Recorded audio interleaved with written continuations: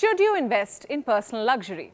You know, like the uber expensive bags, watches and shoes. Can they be considered assets? Let's find out. Hello and welcome to Gravitas Plus. My name is Priyanka Sharma. Let's start by understanding what personal luxury truly is.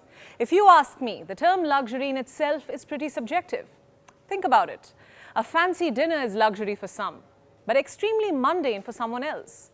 So how does one really define personal luxury?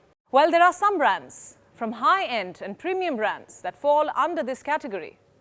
I'm talking about the likes of Chanel, Gucci, Louis Vuitton, Prada, Dior, Hermes, Ralph Lauren, Balenciaga, Burberry. You may have heard of some of these names. Perhaps you even own some of their products. Maybe a bag, a pair of shoes, a watch, or sunglasses.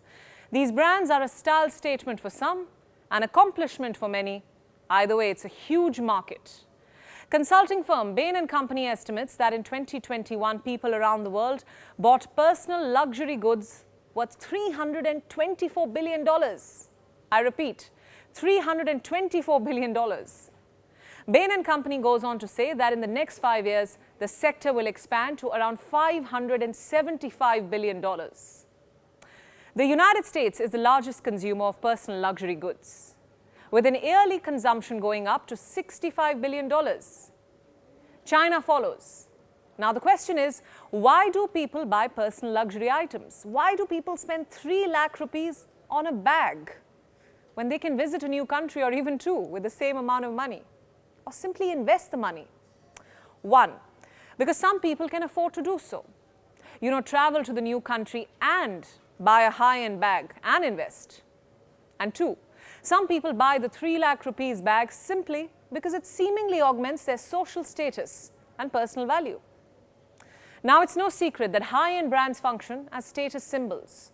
People want to carry a Gucci bag or wear a Rolex watch to milk the social capital of these products. Point number 3, luxury goods are style statements. Then there are some who truly believe that they connect with a premium brand, identify with it, its products and its campaign. Have you heard of a brand called Stella McCartney? It calls itself vegan. The brand says it is creating clothing made from Milo, which is a sustainable mushroom leather. At least the brand claims to do so. Then there is the brand Hermes. It has reissued a travel bag from 1997, except this time it has replaced the calf skin with a material called Sylvania. What's that? It's a combination of fungus with agricultural waste. You see, things like these really click with the millennials in particular. That's why I'm telling you about this. Especially those who are actively trying to make greener choices, to shop more sustainably. That may explain why millennials are spending on high-end products much more than ever before. It is estimated that by 2025, millennials in China will account for 40% of the country's personal luxury goods market. At a global scale, millennials and Gen Z customers are expected to make up to 70% of the personal luxury market by 2025. You may ascribe to this, to the incessant need to stay in vogue, especially in this Instagram era, and post content with the hashtag living the best life. Or you can call it a genuine love for high-end fashion. Either way, you must accept this fact, that millennials today are armed with credit cards and they are ready to use them to check out designer labels. That was my point number 4. Coming to 5, people view luxury products as their ticket to this exclusive club. I don't know if you know this, but most of these premium brands are European. LVMH is France-based. It is a parent company of brands like Louis Vuitton, Givenchy, Hublot, Dior, Sephora, Tag Heuer. Kering too is based out of France. It is a parent company of Gucci, Saint Laurent, Balenciaga, Alexander McQueen. Now these European brands thrive on the haughtiness of haute couture. In fact, in France, you can't call your brand haute couture without the government's approval. These high-end brands make an exclusive club. Their clientele is all the more exclusive. And people want to be a part of this exclusivity, no matter what the price is. In fact, the higher the prices, the more people want these exclusive goods. A Norwegian-American scientist named Thorstein Veblen pointed out to this phenomenon. He said that consumers want high-end products because they know that most people cannot afford them. So owning that product gives them a sense and sign of success.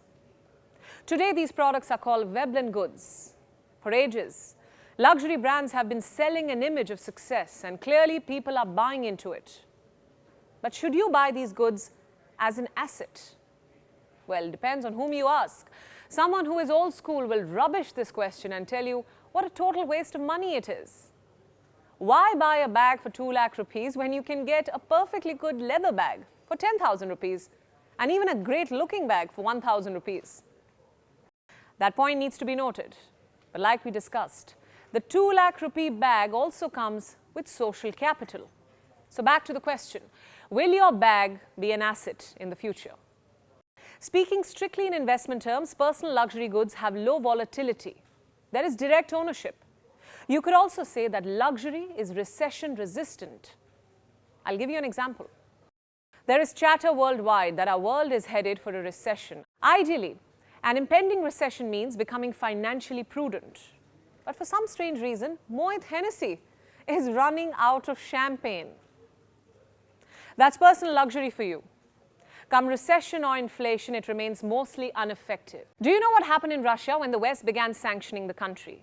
The richy rich ran to high-end outlets and picked up expensive watches and bags. Why do you think they did that? Because the Russians knew that while the value of their currency may tank because of the war, the value of luxury goods will not. If anything, it will grow over time. Have you seen this bag before? It is the Hermes Birkin bag, a collaboration between executive chairman of Hermes and British actor Jane Birkin.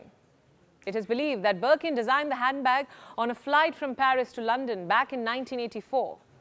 She wanted a bag that would be convenient for a mother. The Hermes Birkin came to life in 1985, and today it can cost up to 2 crore rupees. Think about that sum. The bag has increased in value by 500% in the last 35 years. 500%. There are some who cite this to say that personal luxury could perhaps be a better investment than even gold. Now, I'm not asking you to subscribe to this point of view. My point is this. Just like everything, the prices of high-end products rises as well. The only difference is they rise exponentially. And no one complains. No one protests outside parliaments. This is the Louis Vuitton Neverfull MM. Its price increases by around 7% each year. Estimates say this bag retains 85% of its resale value. This is a Rolex watch. It will cost you upwards of 5 lakh rupees. The watch is synonymous with luxury. Estimates say only 800,000 Rolex watches are produced each year. It is because of their limited availability that prices of pre-owned Rolex watches continue to climb. But is there even a market for pre-owned luxury? Actually, you'd be surprised. Do you know, a lot of youngsters are making money by flipping high-end goods. Many youngsters see luxury shopping as a sport. They try to get the best find and then resell them at a premium. Did you know? There is a discrete category for designer bags at luxury auction houses like Sotheby's or Christie's. At online pre-owned stores, these bags fetch as much as 55% over the original retail price. You see, pre-owned high-end goods are a win-win for both parties. The seller gets to make a profit, and as for the buyer, he or she gets the same bag for less price and a diverse price point. To top that, it checks the right boxes. As far as sustainability and the transient experience is concerned, personal luxury goods give you that rare chance to combine fashion with profit while also scoring social points. So what should you do? Should you invest in or buy luxury goods? It's totally up to you. First, see if you can afford this kind of non-traditional investment, and just in case you chose to go ahead and invest in luxury, do not forget to check the product's authenticity. The demand for these high-end items has given rise to a thriving counterfeit market, where most of the products are too close to tell. So watch out or you may get duped.